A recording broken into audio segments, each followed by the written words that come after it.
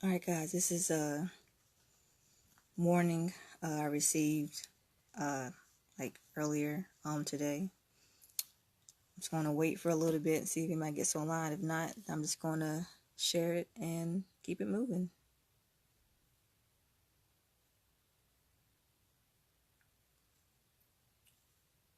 But I'll wait a little bit more before I say anything else.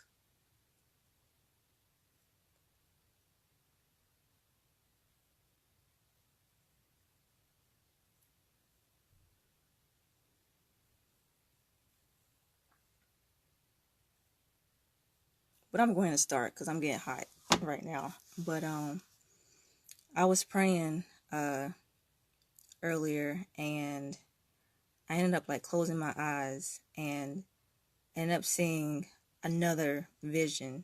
And this one was of me and my husband. We were on the couch watching TV with another like news report. And every time we would click the channel, it was the same news story but with different people. And hey Michael. And the crazy thing is, it's not crazy because it's going to happen, but every news channel was reporting about a child standing up to the teacher saying how homosexuality is wrong. And you begin to see the clips of children being taken away from their parents, and the parents were sent to jail for child abuse. And I can still hear the children scream in my ear. Like, I'm still hearing it right now, and it's like not stopping whatsoever, to the point where I almost just started crying, because you just saw them being pulled away. You saw a clip where like this little kid, I guess in like kindergarten or first grade, was they were reading some story or something. The kid was like, no, that's not right. That's a sin. And Bible, God doesn't like that. And they're just like, it's okay, this is normal. And they're just like, no, it's not. No, it's not, and everything. And they were like, well, who taught you that? And they're like, my mommy and daddy. And so they're at the house, they're just like, hey, y'all gone. And the thing is, they would actually take the children away, like child services would take them away and place them in a LGBT home, so they could get brainwashed in a way. Yeah, I want to make sure I wrote this down right. Brainwash in a way to show that this is normal, this is okay, while the parents are gone to jail and everything. And the only way you could stop not being separated from your children is if you lied to them while the witnesses are there and saying, I'm sorry, son, daughter, whoever, homosexuality, it's okay, it's perfectly fine. And the thing is, the Lord was telling me some believers are going to do that. They're going to be like, okay, I'm just going to lie and be like, it's okay, don't worry about it. I'm sorry we even mentioned that. We were just joking around. And then think once the witnesses leave, they can tell their kids, okay, I know I just told you it's okay, but it's really, really is a sin, but we just can't be open about it and telling people this, because if we do, then you won't be with mommy and daddy no more. And we don't want that to happen. And he was showing me a lot of believers are going to be doing that. And that goes against Matthew 10:37-39. That's talking about he that loveth father and mother more than me is not worthy of me. He that loves his son or daughter more than me is not worthy of me. And he that taketh up his cross and follow after me is not worthy of me. He that findeth it lose his life. He that findeth his life for his sake shall find it. That whole entire 9 yards. Sorry about my voice. That's why I don't go on live like this. But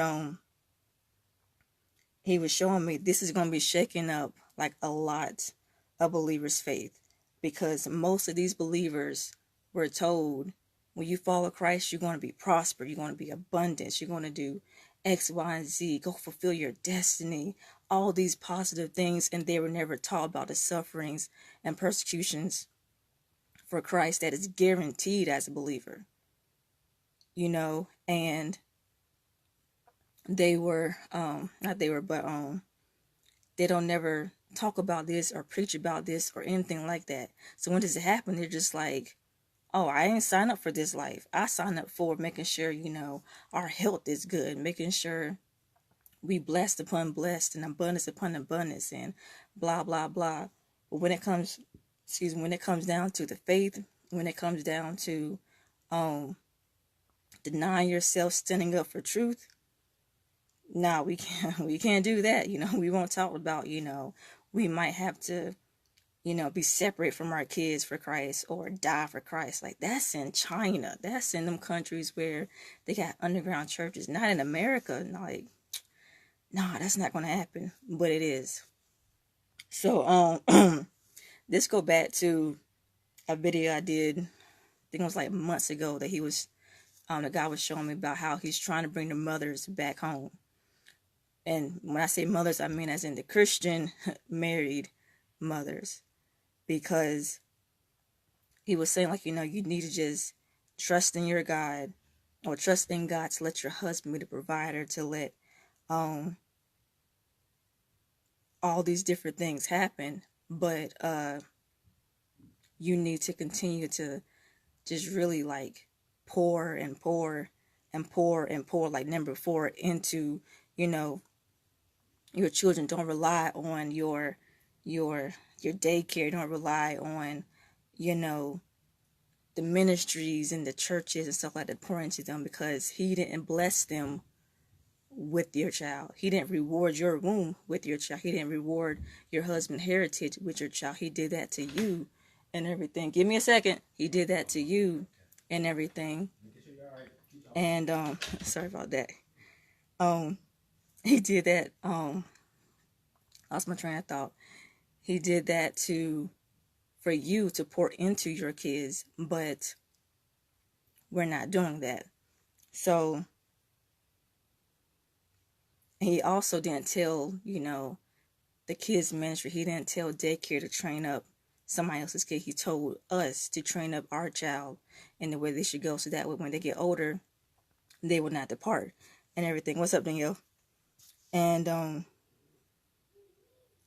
we are already seeing, like I was telling Michael earlier today, we're already seeing the wave of perversion, but we see it far off the coast, where we can see it coming, but we don't really see how big it's going to get. It's the children that's going to see the wave of perversion when it's right at the shore and it's like 60 feet tall. And the only ones who were taught, how to swim will survive and everything.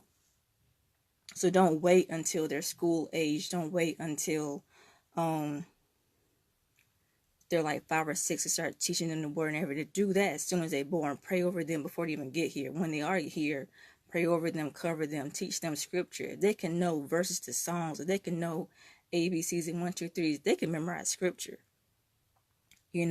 People get surprised when sorry, they find out my 2-year-old can like quote like 4 or 5 verses. Just like start them off with something small. Like, she didn't know all 4. She knew only 1 verse at a time. Eventually went to 2. Eventually went to 3. Eventually went to 4. Then it went to knowing her whole entire prayer and everything. Because the enemy is after our kids. People say that like all the time. The enemy's after our kids. The enemy's after our kids. But no, seriously, after not this generation, but our kids' generation, he is literally after them. That is why you see so many kids committing suicide. What I've never seen in my life, 5, 6, 7-year-olds committing suicide. Like, that wasn't even thought of when I was in like high school or middle school. Nobody really thought about somebody in kindergarten, first grade committing suicide because of bullying. He is after these kids. Nobody's thought about their parents saying, hey, I'm going to let my 4-year-old son just be a girl now because I want them to. I feel like he should be a girl. He thinks he's a girl because he, doesn't like getting dirty. He's pretty clean. He don't like sports. And so he should have been a girl. When growing up, science books, all the different things. Chromosomes tells us you got a penis or a vagina, you one of the two. Now it's, okay, yes, your DNA says you're a guy. Your DNA says you're a girl. Yes, your outside genital says you're this and that. But we're going to decide and let you do whatever you want to do. No, he's after these kids for a reason. And I'm sorry. And for him, he's thinking, you know, if he can do all this stuff to the next, generation, then they're lost. That means they're gone. But we already know how the story ends. We already know God is victorious. We already know Satan's already defeated. We already know all these different things. And the few saints, because it says, the few, barely the few will make it in and everything. The few that does make it in will continue to stand firm on the truth. Will continue to, stand firm in victory. And not, be swayed by different things that's going on. Sorry. So there's like 6 different things he wants to make sure we get out of this. 1, pour into your kids like never before. Like pour into them. Because when this time gets here, they're going to need to know the word for themselves. So when you have to send them off to these public schools, because it's going to be eventually where homeschool going to be banned. They're going to be like, well, you're brainwashing your kids. We don't know what you're teaching them. You can't homeschool. You got to bring them to public school. Yeah, there's still no math, science, history, stuff like that. But they're still going to, teach them sin and saying it's okay, etc., etc. They still going to need to know, the word and everything. So pour into them like number 4. Number 2, majority of us are not spiritually ready because we are still caring about what we want to do and everything. We still want to do things that we want to do instead of asking what's God's will. We're still like, well, I still want to go on that vacation next year. I still want to do this, And God is like, you didn't ask me what my will is for you. That time during your vacation that you want to do, I may have called you to do something else for the kingdom. But you're so worried about making sure you living your best life, not making sure you having fun, etc., etc., and you see all the different things going on. You know what I'm saying? So he's like, we got to start getting ready because we're not ready. Number 3, we got to stop taking what we've been seeing in the world and the news so lightly. Like, I know we've all seen the video of the 10 or 11-year-old boy dancing at a gay club in front of old men. Everybody's like, oh man, that's disgusting. That's gross. Where's the parents at? Where's social services at? And yeah, we say those things, but have we actually stopped and prayed for the kid, for the parents, for the generation? Have we actually took the spiritual route, or we just been like, man, that's messed up, and keep sliding or keep scrolling through the TV? Like, what have we been doing? And we've taken it for life because we've seen so much sin. We're starting to get sensitized to it. And we shouldn't be. This should be setting our soul on fire. Like, man, we got stuff to say. We got stuff to do. You know what I'm saying? Like, we can't keep letting this keep going on without saying something. I miss you, Danielle. We can't keep letting this stuff going. And we're just like, oh, well, and keep it moving. And then when the next bigger thing happened, we're just like, man, that's crazy. Did you hear what happened? Yeah. Oh, well, that's the world we live in, and keep moving. God is like, I'm trying to get y'all to wake up. Like, don't get sensitized to it. I need y'all to get angry about this. I need y'all to start doing the right thing. I need y'all to start preaching against this. Don't be scared. Don't be saying, well, I don't want to say nothing because I don't want to offend nobody and because people are going to be like, oh, well, the Bible was written by men and it was rewritten over and over again. So, the white man did this and the people did this and slavery. It's like, just shut up. Okay, it's either you're going to stand up for the word no matter what people say, or you're going to actually be swayed by what everybody else says. The last one, I don't know why I put 6, it's only 4. Deepen your prayer life, seek his will, fast, and find like-minded believers, because many of us are doing this walk with no accountability, and we're doing it by ourselves. Like we will know believers, but we won't actually be like, hey, yo, I need you to hit me up like every few days to see how I'm doing. This is what I'm struggling with. I got X, Y, and Z going on. I'm struggling with this sin. I got this problem and everything. We don't do that because we're so afraid that people finding out our faults want to see us as somebody who's like lower or lesser, and it shouldn't be that way. No, we can't. We got to be able to be like, yo, I'm telling you right now, man, I don't know what it is. I'm just struggling with porn. You know what I'm saying? Like, I can't stop for some reason. No, that's not my struggle, but we got to be able to be open like that, but we're not vulnerable like that.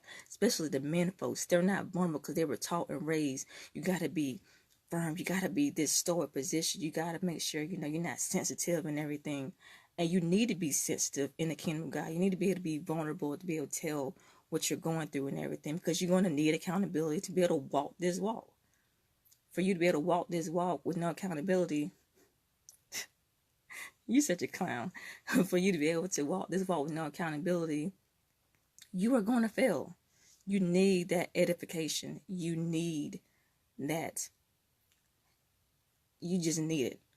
At least be honest. Just be like, look, I don't like being vulnerable. I don't like being weak. I don't like blah, blah, blah. But listen, I need accountability. I need help. I'm trying to make it in with you. You know what I'm saying? I'm trying to do things for the kingdom. Can you help me? Can you call me a certain amount of times a day?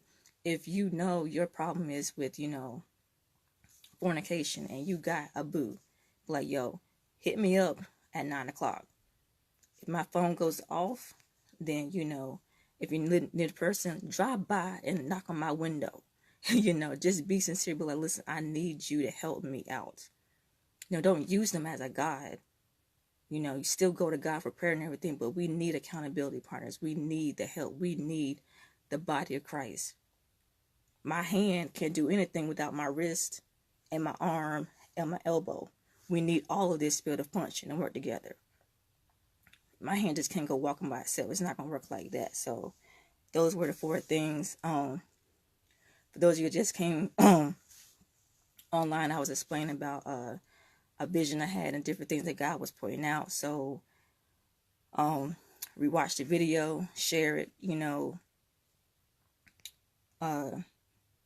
if you feel like somebody needs to hear this, let them know. It's going to be on YouTube probably tomorrow and everything. But yeah, we just got to be real.